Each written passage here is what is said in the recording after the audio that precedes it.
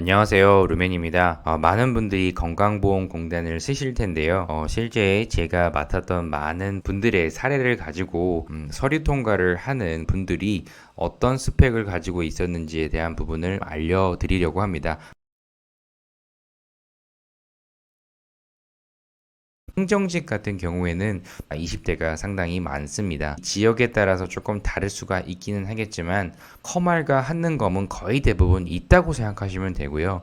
그리고 토익도 최소한 700점 이상의 점수를 가지고 있는 분들이 상당히 많이 계십니다. 그럴 수밖에 또 없는 게요. 이 건보만 바라고 준비를 하시는 분들은 행정 쪽에는 많이는 없어요. 다른 기업도 지원 자격으로 해당하는 토익이 필요하기 때문에 자연스러운 현상이라고 말씀드립니다. 참고로 뭐 토익이 900점대라고 해서 더 합격을 잘하고 이런 건 아닙니다. 그리고 인턴 경험이 이게 중요한데요. 인턴은 거의 대부분 다 가지고 있다고 생각하시면 돼요. 그 중에 건보 인턴은 제일 많고요. LH라든지 코레일이라든지 농어촌 공사라든지 뭐 등등 다양한 곳에서의 인턴 경험이 있는 분들이 되게 많습니다. 심지어 3개, 4개까지 되시는 분들도 꽤 있어요. 연령이 어느 정도 있으신 분들의 경우에는 대학을 졸업하시고 무언가를 하신 이력도 있기는 하겠지만 이 건보와 관련된 계약직에서 근무를 하시는 분들도 꽤 있으십니다. 그래서 계약직이나 인턴이 떴을 때 무조건 행정직은 지원을 하고 보셔야 합니다. 그래서 꼭 이거를 좀 체크를 하시고요. 그리고 직업교육과 학교교육은 5개씩 거의 대부분 채운다고 보시면 돼요. 일부 이렇게 뭐 직교가 없는 분들도 합격한 분도 실제 있기는 하거든요. 근데 정말 극소수고요. 이런 분들은 자격증이 한 4, 5개 정도 있으셨어요. 내가 특수한 케이스에 해당하기를 바라시기보다는 그냥 아예 직교랑 학교는 다 채운다 생각하시면 되고요. 이 중에서 직교나 학교의 성적까지 본다 이런 이야기를 하시는 분들도 있는데요. B를 내셔도 합격하십니다. 일단 갖추는 게 중요하기 때문에 5개 채우셔라 말씀을 드리고요. 그리고 경력이랑 경험 속에 몇 개를 적어야 하느냐, 평균적으로 3개씩 이상은 다 적습니다. 그래서 여기에 적을 게 사실 뭐 2개다, 1개다 이런 분들도 있으실 텐데, 그런 분들은 여기에 없는 이 불합격자 명단에 좀 많이 뜨시는 경우가 있어서 그냥 다 일반적으로 정량적인 스펙을 다 채운다 이렇게 생각하시고 참고로 하셔서 준비를 하시기를 부탁드립니다. 특히 인턴 경험 없이도 합격을 한다 이런 생각 하시는 분들 있을 텐데 꼭 인턴만큼은 지원을 많이 하십시오. 행정직 필수입니다. 그리고 여기 이렇게 보시면 간호사라고 이렇게 되어 있는데요. 요양직이나 건강직 쪽에 인원이 아예 안 뽑거나 내가 지원하는 지역에 그런 경우에는 그냥 행정직으로 과감하게 돌려버리는 분들이 꽤 많습니다. 최종 합격을 하신 분들 중에 건보에 들어가기 최고의 스펙을 자랑하는 분이 이분이셨습니다. 어떤 게 있었냐면 인턴 경험 있고요. 그리고 건보와 관련된 기간제 근무도 하셨고요. 이전에 간호 경력이 있고요. 게다가 보건소 경력까지 있으십니다. 그래서 무적이셨어요.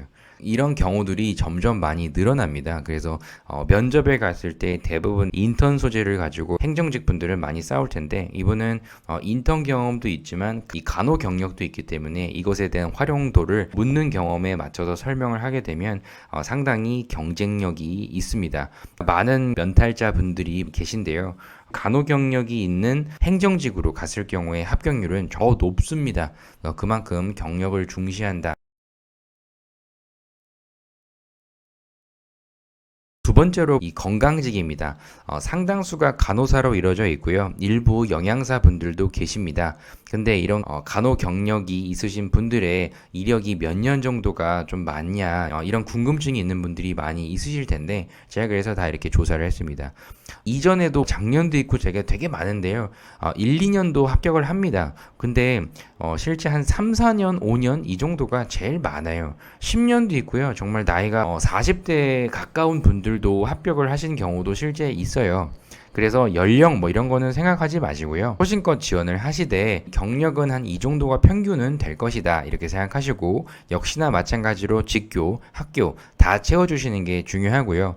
인턴 경험도 점점 많이 늘어나는 추세입니다. 왜냐하면 경쟁이 점점 치열하기 때문에 예전에는 간호사라고 했을 때 내가 간호 경력이 이 정도인데 무슨 인턴을 해 라고 생각을 했지만 인턴까지 경험을 하셔서 행정직으로 전향하시는 분들이 있다 제가 말씀을 드렸죠.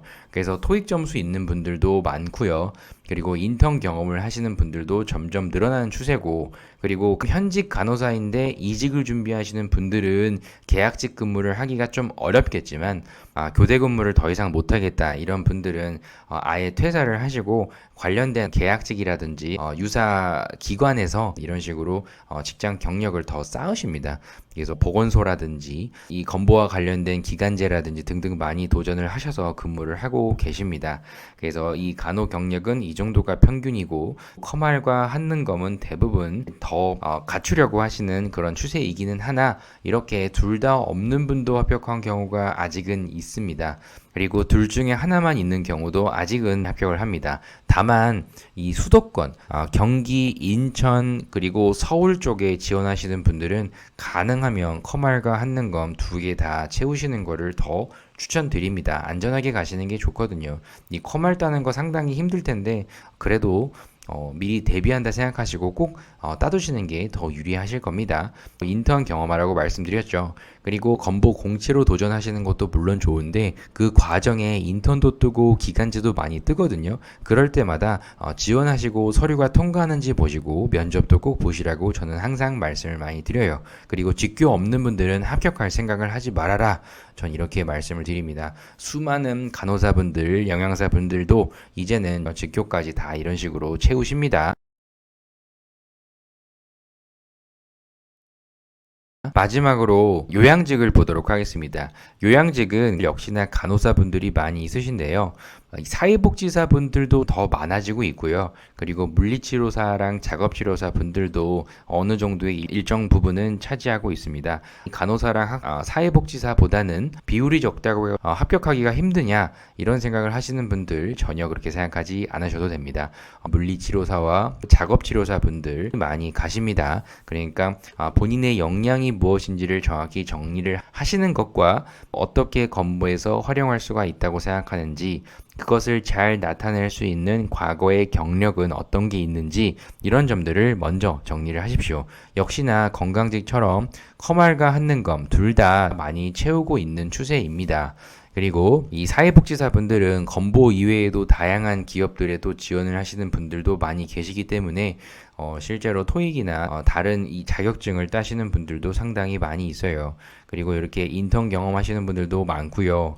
역시나 이 퇴사를 하시고 이 보건 쪽과 관련된 계약직으로 근무 경력을 쌓으시는 분들이 되게 많습니다. 역시나 직교나 학교는 다 채우시는 경우가 많고, 여기도 마찬가지로 약 한 3년 정도 평균은 대부분 되신다고 봅니다.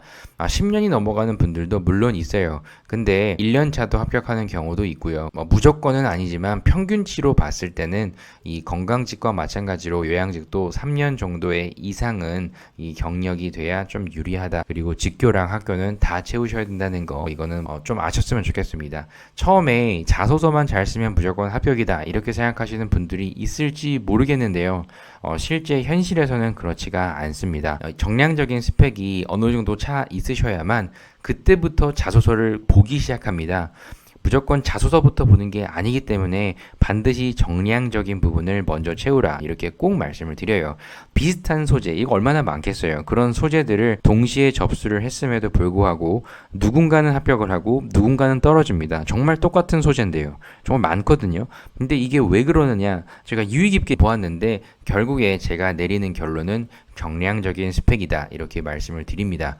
직교 없는 분들 커말과 한능검 최대한 채우시고, 일부 사조사라고 해서 많이 따시는 분들, 행정직분들은 꽤 많죠. 지금 자격증을 한 3개, 4개씩 가지고 있는 경쟁자도 상당히 많이 있다.